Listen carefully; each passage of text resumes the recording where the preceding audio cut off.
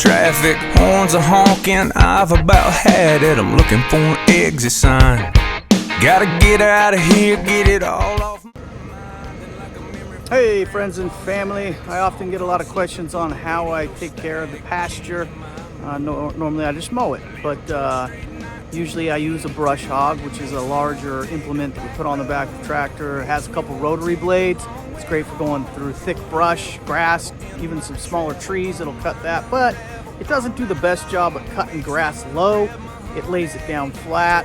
So there are some advantages of using a flail mower, which I just got, and it's right here. So I'm going to show you a few videos here in a moment on how this sucker works, and we'll go from there. This new flail mower, you can see it here. It's actually a what we call a ditch bank flail mower, so it can go up, down, left, right. It can go up to 90 degrees and down to 60 degrees on an embankment.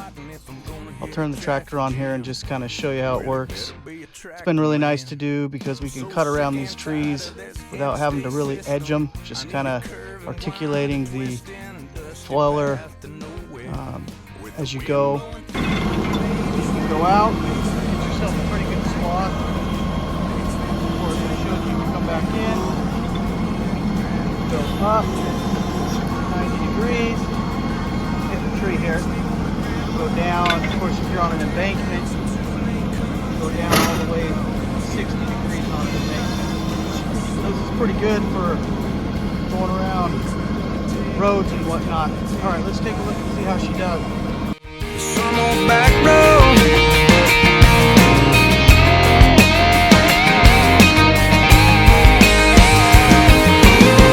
Maybe it's the feeling, or maybe it's the freedom.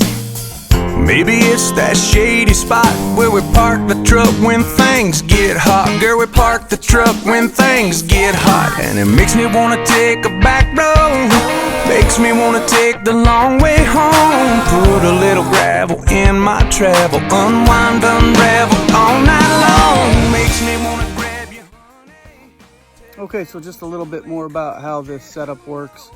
The only way I was able to get this to work was I was able to install this four-way remote. I actually put a bypass here from the front loader so that you can bypass the hydraulics from the front to the back, and then we installed 4 remotes here, and that allows not only for you to use the rear PTO to cause the mower to cut, but it allows you to have these 2 hydraulics back here that allow it to go side to side and up and down. And of course, it already has rear hydraulics, so you can raise and lower the mower.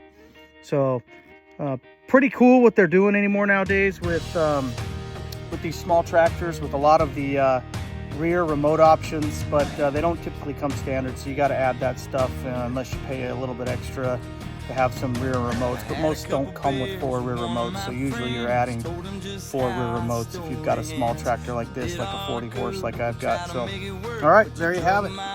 Through the Alabama dirt.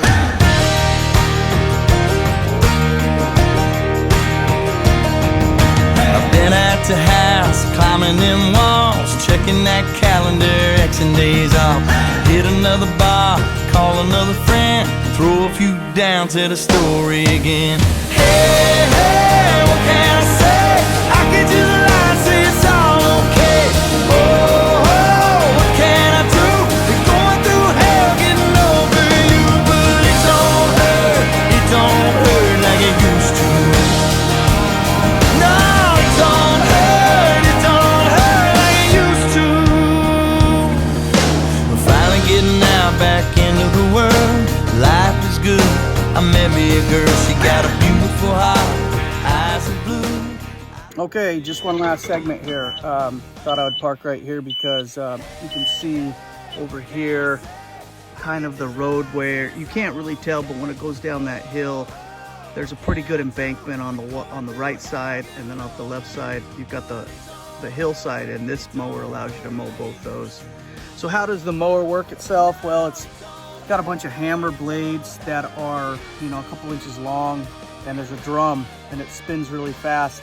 one of the benefits of this type of mower is it cuts it pretty, it chops it up almost like a mulcher. I like that versus the rotary cutter, which kind of lays it down. Also, it doesn't cut it as low. So I think it's just better for the field because it's easier for this to decompose and the nutrients to kind of get back into the soil. So there's my 2 cents on the flail mower.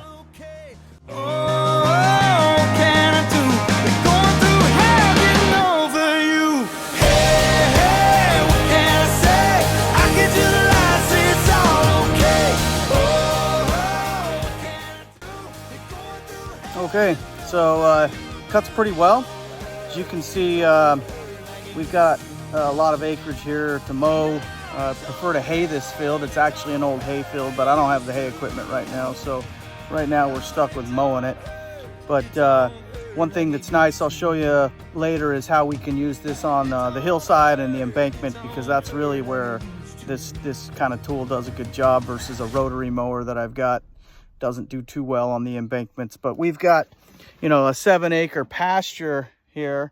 So yeah, well, let me show you a little better. We got 7-acre pasture, and this is going to take me probably a good 8 hours to mow before we're done. So anyway, there you go. There you have it. A ditch bank flail mower.